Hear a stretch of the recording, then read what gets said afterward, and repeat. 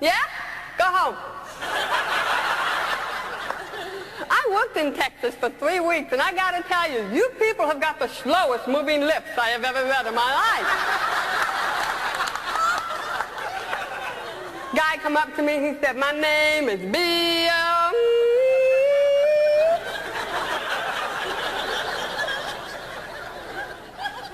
Bill? Yeah. How the heck did you get 5 syllables out of 4 letters?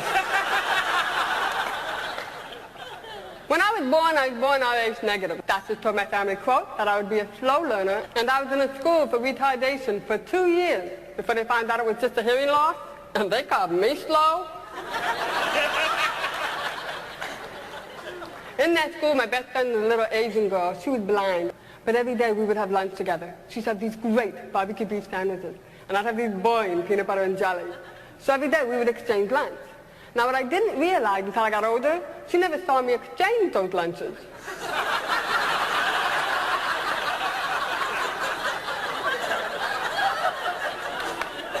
But then again, I never heard her complain about it either. One of the first times that I did learn as a child was good morning. And I got to tell you, as a kid, I was so excited that I could communicate that the very next family reunion, I went up to everybody and I signed, good morning.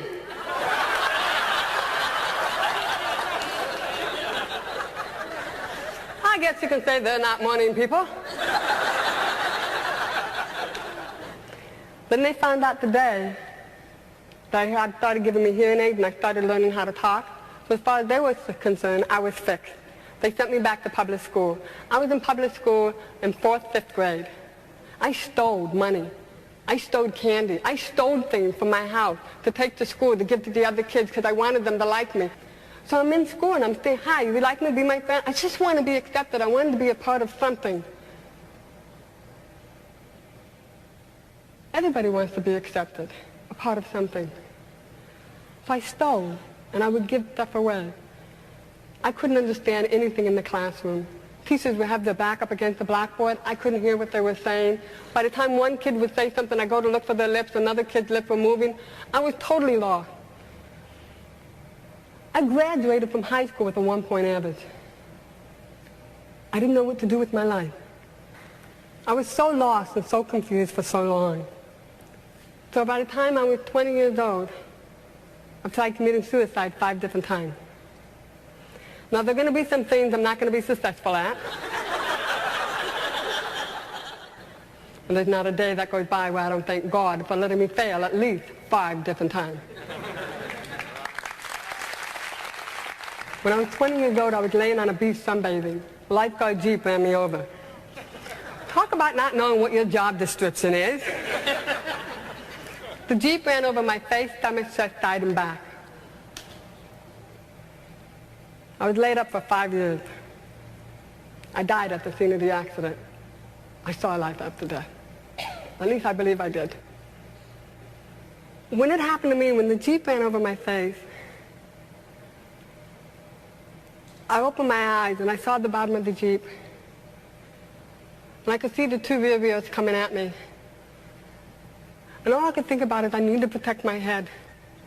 So I went to put my hand up above my head, and unfortunately when I did that, the rear wheels took my elbows and took me and turned me. The next thing I remembered, everything turned the most beautiful blue, a blue I yet to see on this earth. I was totally surrounded by it. And then the brightest, whitest cloud came toward me. And all I could remember was, no, I'm not ready yet. And I just sat there, I'm not ready yet. And when I said that, everything faded away. And I saw the paramedics started working on me. Laid up for 5 years. In and out of a wheelchair for 2.5 years. They said I'd never walk again. I figured I didn't hear them. I got up and I left.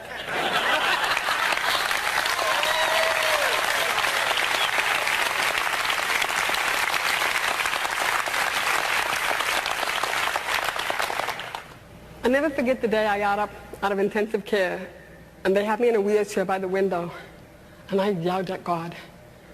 You can't do this to me. I can't be in a wheelchair. I can't have a hearing loss and be in a wheelchair for the rest of my life. Lord, please, let's not do this. And I said, you know, when I thought about coming back, you didn't tell me about this. I worked really hard to walk. I used to join the YMCA and I'd swim. Something told me that if I kept swimming, eventually my legs would follow with me. Either that or drag behind, I don't know, one or the other.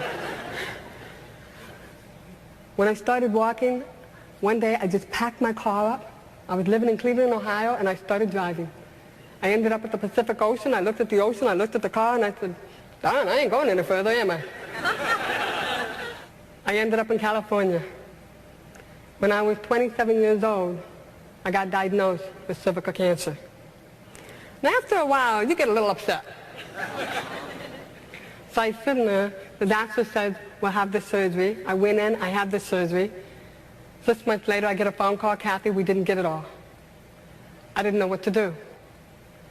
I was in my apartment, pacing the floor. Do I have the surgery? Do I not?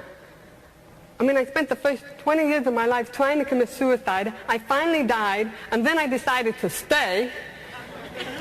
And now you're telling me if I don't have the surgery, I have 6 months to a year to live. I have no family support. What do I do? I, a perfect child of God, and society took me by the back of the neck and said, here, you're going to be retarded. Whoa, this is okay. I like this school. These people are really great. No. Now you have your hearing aid. You're fixed. You're going back to public school. I don't understand the teacher. The teacher has her back turned to me. The kids are making fun of me. No. Now you're going to be in a wheelchair for the rest of your life because you got run over by a Jeep. God, please don't forsake me like this. I can't live like this. No. Now I'm going to give you cancer. I'm going to give you 6 months to a year to live. This is where I learned how to say, no. Hear this. How dare you say I cannot talk? How dare you say I cannot walk? How dare you say I cannot have a life?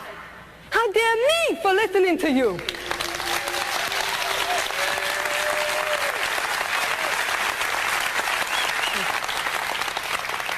I decided to take control of my life, take charge of it. I changed my diet. I changed my attitude. And I've been clean of cancer for over 15 years. The gift of choice. It's a gift that's given to you that nobody can take away from you. You have unlimited choices. If you make the wrong choice, you can try to correct it with another choice to make it right. Your life is the most precious gift you'll ever have. And it's the only one you have. You'll come into this world alone, you will leave alone. Who you meet in between is the challenge of how you deal with your life. Remember, no matter how bad something is in your life, it has a time limit. And women, we know we can drag something bad on forever. But also remember, no matter how good something's going on in your life, that too has a time limit.